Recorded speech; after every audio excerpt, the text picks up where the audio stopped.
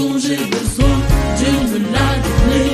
Je sais qui je suis, je sais qui je suis en Christ, ce que j'ai en Christ, où je suis en Christ. Alors je voudrais, à l'invitation du Père Jean-Christophe, témoigner de ma foi en Jésus-Christ. Je m'appelle Emmanuel Dubois de Prisque, je suis paroissien à l'église Saint-Pierre-Saint-Paul à Montreuil. J'ai 52 ans et je m'apprête à mon âge presque vénérable à me marier cet été avec la mère de mon fils. Alors j'ai été baptisé à l'âge d'1 mois en l'église du Saint-Esprit à Meudon. Il y a exactement 52 ans aujourd'hui, donc le 12 mai 1968. J'ai été élevé dans une église, dans une famille catholique, mais très peu pratiquante, et même j'ai été élevé dans un monde où ça faisait presque un peu ringard de croire en Dieu.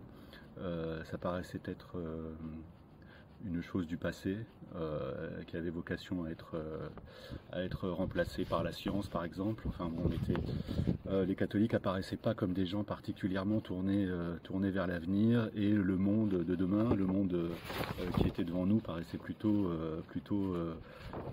scientifique, rationnel, plutôt que religieux, parce qu'on avait tendance à opposer la religion et la raison. Et ce qui m'est apparu en fait au fil de mes lectures, une grande surprise pour moi, ça a été de me rendre compte que cette opposition en fait était factice, était fausse.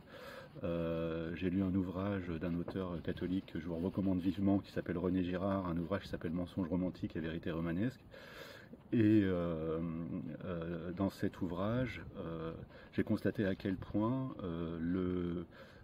une vision catholique des choses permettait au contraire d'unir profondément la spiritualité et la raison. Ce qu'explique notamment René Girard, c'est que contrairement à ce qu'on veut croire, nous ne sommes pas des individus autosuffisants, seuls, mais qu'on vit dans un monde, un cosmos, une création qui nous relie aux autres.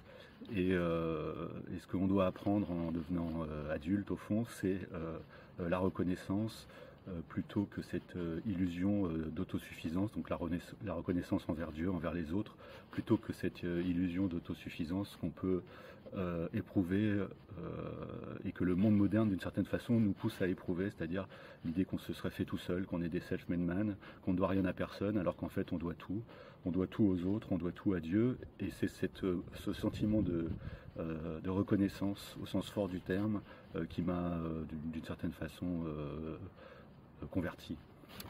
Mais au-delà de ma conversion intellectuelle, il m'a fallu très longtemps pour me convertir totalement avec mon corps et avec mon esprit, et pour vouloir ou tenter de vouloir vraiment selon la volonté de Dieu. Il y a presque 3 ans, je me trouvais à l'abbaye de Hautecombe en Savoie, et j'ai laissé un mot pour les religieux qui se trouvaient sur place en leur demandant de prier pour que je trouve la force, ou plutôt la volonté de vivre selon la parole du Christ.